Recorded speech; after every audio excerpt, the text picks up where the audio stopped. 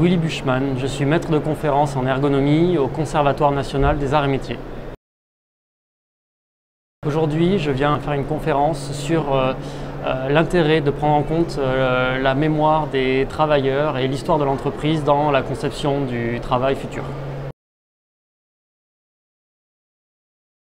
Le constat que l'on fait dans les interventions et dans les recherches que l'on mène ou que nos étudiants mènent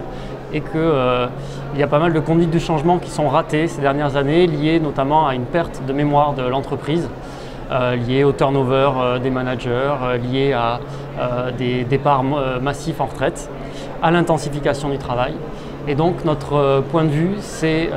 d'outiller l'entreprise d'un certain nombre d'outils, de méthodes et de points de vue sur le travail pour reconstituer et remobiliser la mémoire de l'entreprise afin de concevoir un travail futur qui soit soutenable, efficace et désirable. On s'appuie sur des outils de l'ergonomie, de l'activité, avec des analyses du travail réel, des entretiens,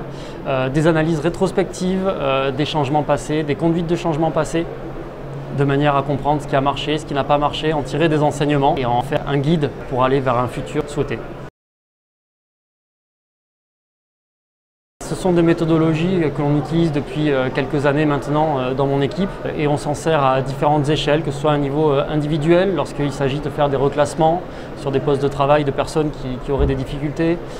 lorsqu'il y a recrudescence des accidents du travail et que l'on cherche à comprendre un petit peu l'origine de ces accidents,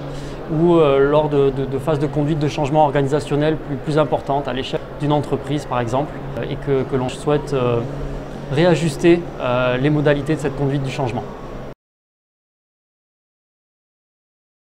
Peut-être un des problèmes actuellement, c'est une petite scission entre le monde de l'entreprise et le monde de la recherche. Or, une bonne partie de nos activités de recherche sont suite à des demandes d'entreprise, à des sollicitations d'entreprise que l'on retravaille pour en faire aussi des projets. Et peut-être le premier conseil que je peux donner, c'est que les entreprises poussent la porte des institutions de recherche et viennent discuter avec nous de solutions qui peuvent parfois ne pas être présentées